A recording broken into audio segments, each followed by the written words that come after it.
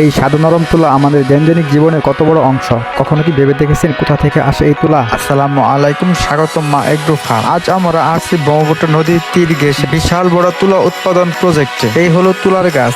প্রজেক্টের মাঠে এই গাছ থেকে জন্ম নেয় আমাদের ব্যবহার করার জন্য। তুলা চাষ করার জন্য দরকার পড়ে উর্বর মাটি, পর্যাপ্ত রোদ আর যত্ন। দেখতে থাকুন।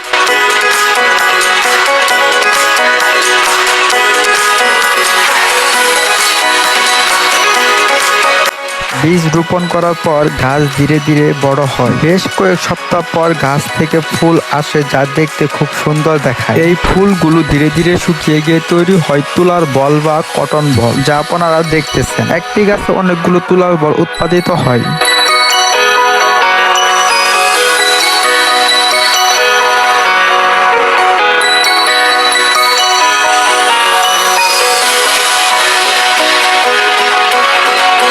এই তুলার বলগুলো রোদের তাপে শুকিয়ে গিয়ে ফেটে তুলা বের হয়ে আসে। এখানে অনেকগুলো তুলার বল ফেটে গিয়ে তুলাগুলো বের হয়ে আসছে। সবগুলো তুলার বল পুরোপুরি ফাটার পর ব্যবহার করার জন্য তুলা সংগ্রহ করা হয়। তুলাগুলো খুব সুন্দর দেখাচ্ছে। এটা পুরোপুরি শুকানো শেষ পর্যায়ে প্রায়।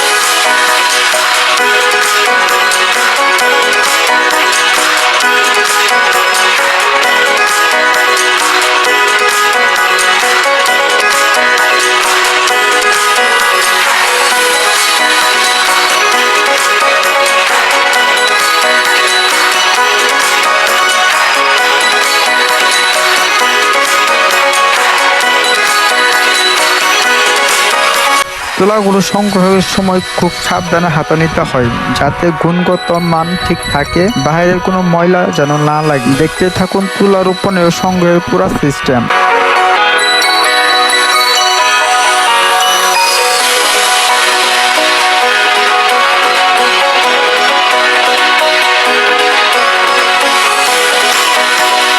এই তুলাগুলো সংগ্রহের পর কারখানায় নিয়ে সুতা, কাপড়, এমনকি বালিশ, কম্বল, চিকিৎসা কাজের জন্য ব্যবহার করা হয়। তুলা আমাদের একটি গুরুত্বপূর্ণ প্রাকৃতিক সম্পদ, যা ছাড়া পোশাক শিল্প কল্পনা করা যায় না।